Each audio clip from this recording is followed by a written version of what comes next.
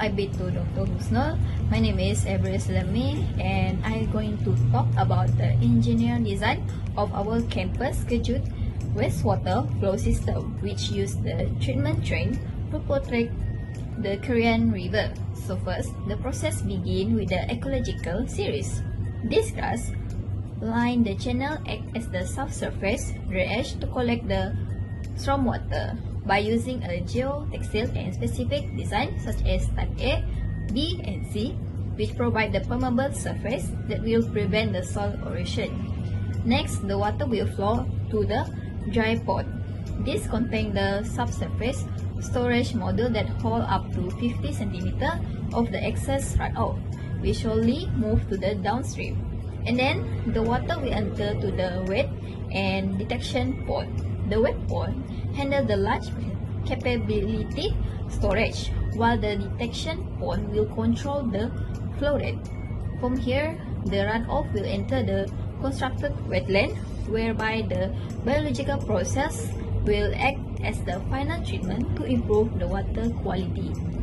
Lastly, the treatment water will pass through the Wading River, which consists of the main channel and the flow plan into the recreational pond. Hi, I am Nazira. There are 3 plant species found in USM wetland. Let's talk about their role in treatment process. Penguina malayana is commonly found along swamp, forests, and riverbanks. Its strong roots help stabilize soil and prevent erosions in waterlogged areas. This plant also provides a habitat and shelter for small organisms, supporting wetland biodiversity. Next is Pragmatis carica. It's a tall reed that grows in marshes and lakesides. It plays an important role in water purifications by absorbing excess nutrients. This helps reduce pollution and slow water flow, acting as a natural flood barrier. Heliocaris dalkis, also known as a water chestnut. It grows in a shallow wetlands. It helps trap sediments, improve water quality, and stabilize the wetland flow. Its edible cones also provide economic value to local communities. Hello, my name is Khairul. I'll be talking about the artificial wetland wastewater system. It has 3 components, that is physical, chemical process, and natural. Then we move on to the BOD, which come from organic waste is reduced by bacteria. The bacteria helps break down this waste and plant roots by supplying oxygen. Next, we have the TSS or suspended solids. It is removed by when the water flows slowly throughout the wetland. The heavy particles are settled down at the bottom, while plants and gravel trap the smaller solids. Then we have nutrients. The nutrients such as nitrogen and phosphorus are removed when the plants absorb them for their growth. Nitrogen is also changed into harmless gas by bacteria and released into the air.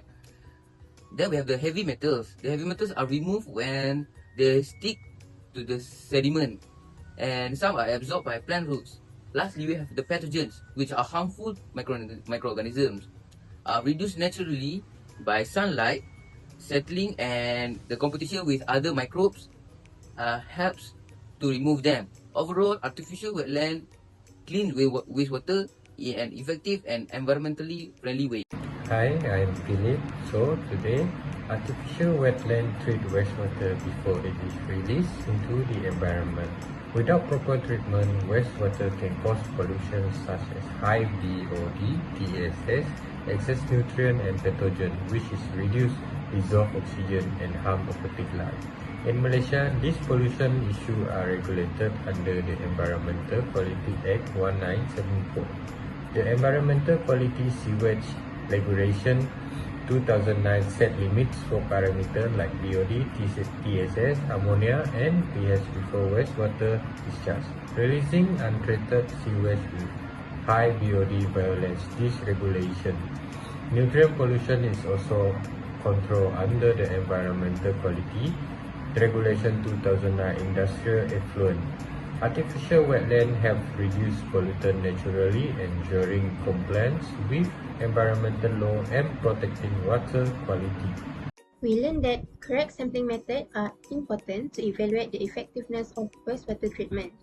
Water samples are collected at 3 main locations: the infants, where wastewater enter the system, the middle of the wetland, and the effluent, where treated water exits. This allows comparisons of water quality before and after treatment. Sampling is done using clean, labeled bottle and collected at mid-depth to avoid surface debris and sediments. Grab sampling is commonly used and carried out at a consistent time to ensure accurate results. After collections, samples are stored at 4 degrees Celsius and analyzed within 24 hours. Key parameters measured include pH, temperature, turbidity, and total suspended solid, as well as BOD, COD, dissolved oxygen, ammonia, nitrate, and phosphate. This method helps assess the performance and efficiency of the artificial wetland system. Hello, I'm Keshav.